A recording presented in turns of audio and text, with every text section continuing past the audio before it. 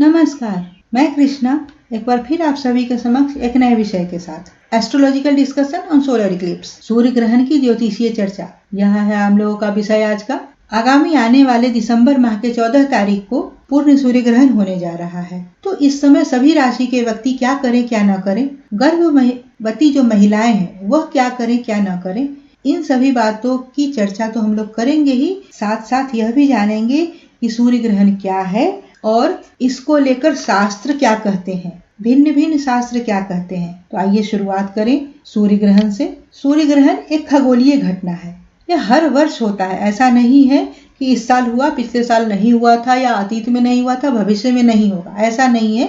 यह एक खगोलीय घटना है, हर वर्ष होता है। सूर्य ग्रहण में सूर्य और पृथ्वी के बीच चंद्रमा की आ जाने की वजह से सूर्य की जो रोशनी है वह बाधित हो जाती है और वह बाधित होकर पृथ्वी के एक हिस्से पर चंद्रमा की छाया पड़ती है और पूर्ण सूर्य ग्रहण में सूर्य पूरी तरह से चंद्रमा के पीछे छिप जाता है। सूर्य, चंद्रमा और पृथ्वी एक सीध में आ जाते हैं। तो यह तो हुआ सूर्य ग्रहण क्या होता है और पूर्ण सूर्य ग्रहण क्या होता है। अब जाने हम लोग कि ऋग्वेद क्या कहता है इसके बारे में।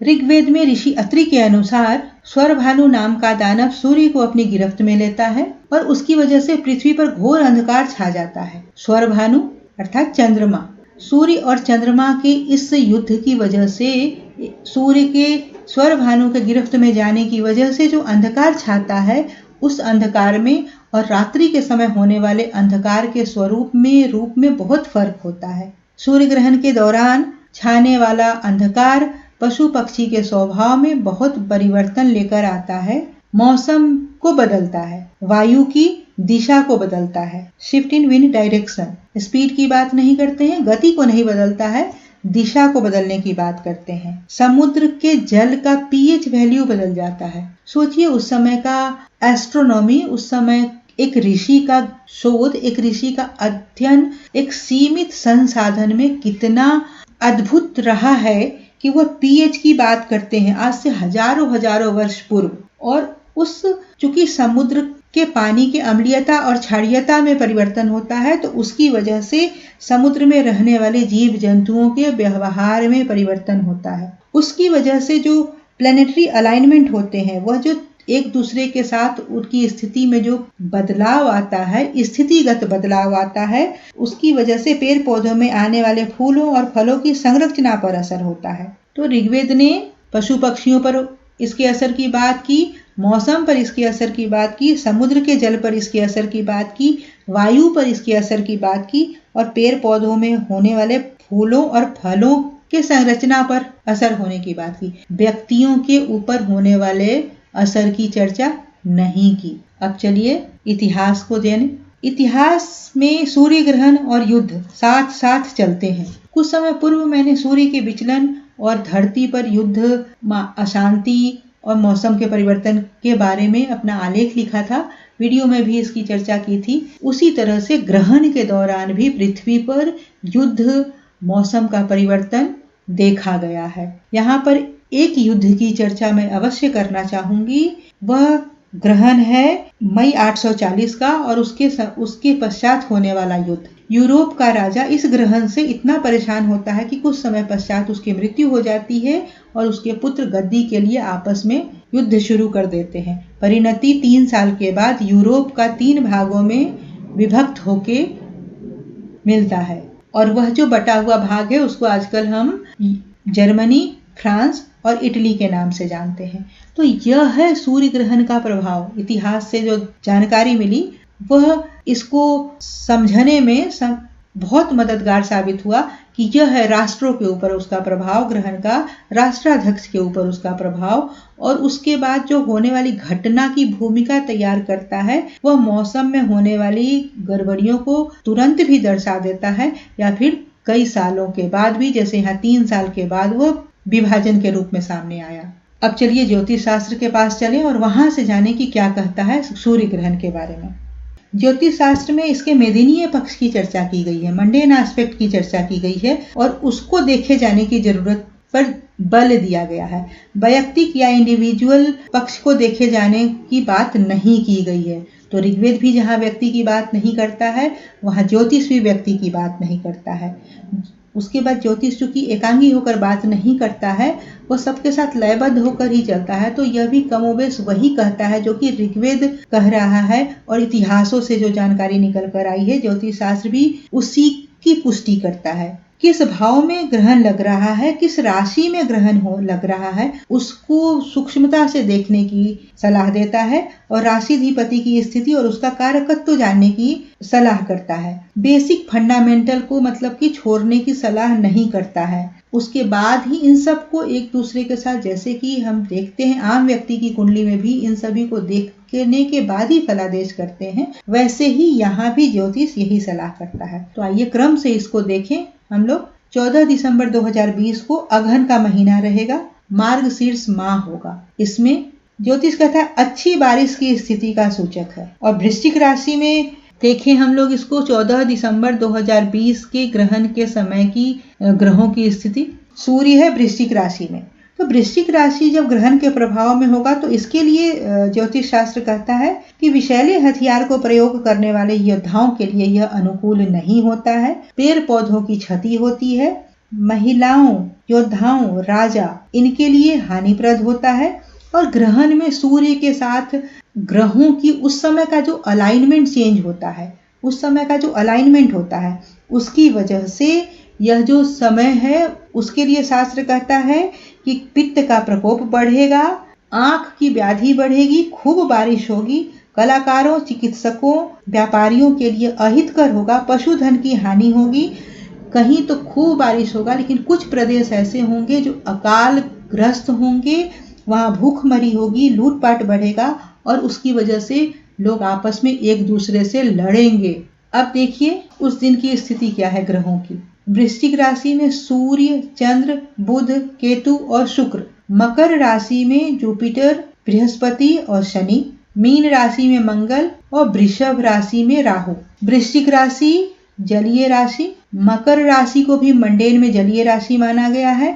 मीन राशि जल तत्व राशि। तो जल तत्व राशि में ही 8 ग्रहों की उपस्थिति, और वैसे समय में सभी ग्रहों का इंद्र और वरुण नारी में होना, और सूर्य, शनि और मंगल का एक दूसरे के साथ जो अलाइनमेंट है, उसकी वजह से शास्त्र अगर कहता है खूब बारिश होगी तो यह भी उसका समर्थन दे रहा है। तो 12 दिसंबर से 15 दिसंबर के बीच साइक्लोन, तेज बारिश, थंडरबोल्ट और हरिकेन की संभावना बनेगी।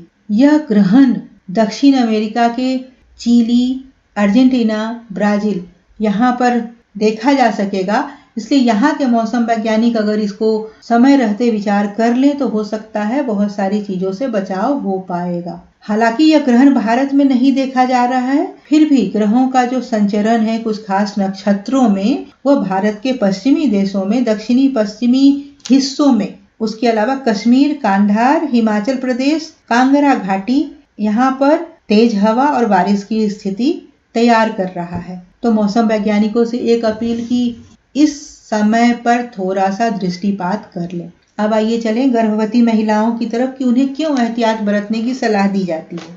इस समय हमारे यहाँ भी गर्भवती महिला को सासू माँ और माँ के द्वारा यह सलाह दी जाती है कि सुई में धागा नहीं पिरोना है ग्रहण के दौरान, या चाकू से फल या सब्जी नहीं काटना है।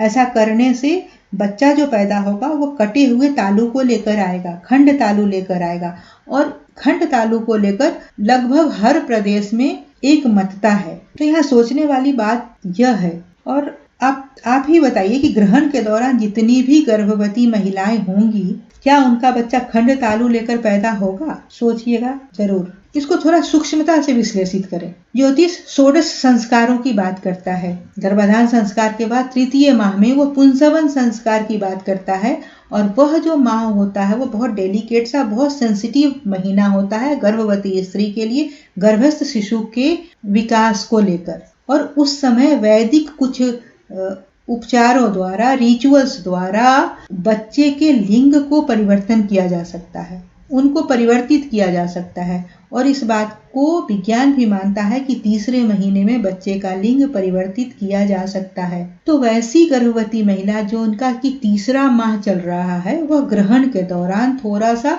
खाने पीने की सूचिता और सात्विकता पर ध्यान रख ले, क्योंकि जैसा कि हमने पहले भी देखा, ऋग्वेद ने कहा कि इसका प्रभाव मौसम के साथ साथ उस समय के वनस्पतियों पर भी बहुत ज्यादा होता है।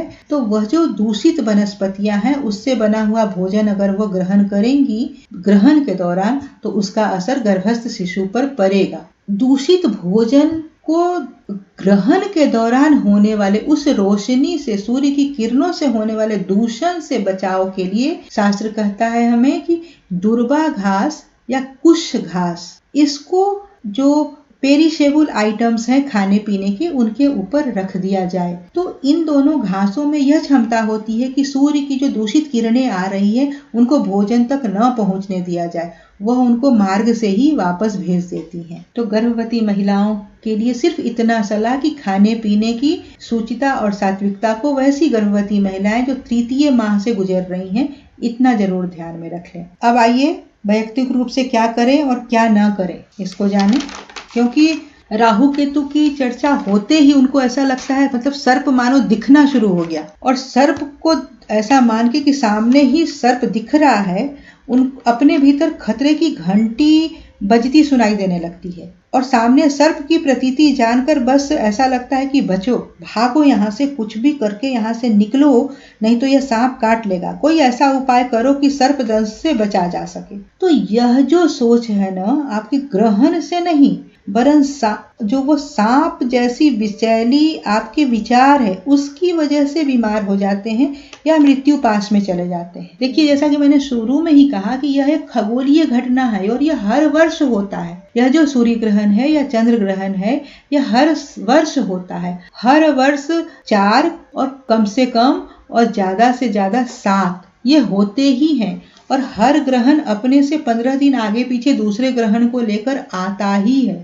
जैसे कि 2020 है, इसमें 6 ग्रहण होंगे। 2019 में 5 ग्रहण हुए थे, 2018 में 5 ग्रहण हुआ था, 2013 में 5 ग्रहण हुआ था, 2011 में 6 ग्रहण हुआ था, 1935 और 1982 में तो 7 ग्रहण हुए थे। तो कितनी बार मरेंगे आप? मरना तो निर्धारित ही है ना, तो उसके पहले कितनी बार मरेंगे आप? तो ग्रहण और व्यापार के अंतर को समझिए, स्वयं जानने का प्रयत्न कीजिए, तथ्यपरक खोज कीजिए और शोध कीजिए, और उसके बाद कुछ उपाय कीजिए। सूर्य की उपासना कीजिए, दान दीजिए, इसकी सलाह ज्योतिष शास्त्र देता है।